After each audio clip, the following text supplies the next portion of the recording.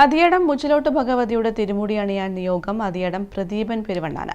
വെള്ളിയാഴ്ച ക്ഷേത്രനടയിൽ നടന്ന വരച്ചുവയ്ക്കൽ ചടങ്ങിലാണ് കോലധാരിയെ നിയോഗിച്ചത്. 13 വർഷങ്ങൾക്ക് ശേഷമാണ് അതിയടം മുച്ചിലോട്ട് ഭഗവതി ക്ഷേത്രം പെരുങ്കളിയാട്ടം നടക്കുന്നത്. അതിയടം മുച്ചിലോട്ട് ഭഗവതി ക്ഷേത്രത്തിൽ 13 സംവത്സരങ്ങൾക്ക് ശേഷമാണ് പെരുങ്കളിയാട്ടം നടക്കുന്നത്.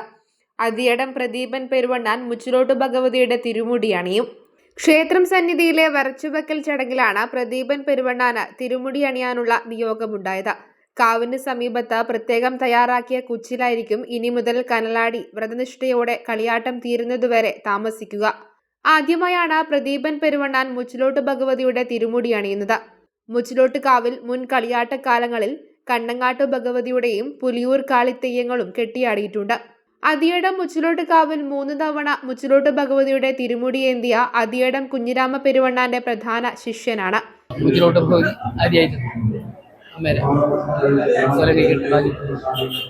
ഇവിടെ കണ്ണങ്ങാട്ട് ഭഗവതി, പുലിയൂർ കണ്ണ്, അങ്ങനെ ഓരോ കളിയാട്ടത്തിനായിട്ട് കഴിച്ചു.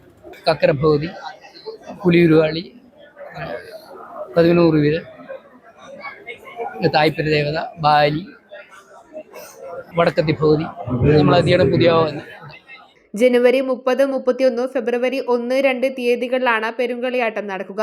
ചടങ്ങിലെ അരങ്ങിൽ അടിയന്തരത്തിൽ അതിയടം മുണ്ടയാട്ട് തറവാട് ട്രസ്റ്റ് അംഗങ്ങൾ മുച്ചിലോട്ട് ഭഗവതിക്ക് വെള്ളിച്ചിലങ്ക നൽകി. വരച്ചുവയ്ക്കലിന് 100 കണക്കിന് ആളുകളാണ് പങ്കെടുത്തത്.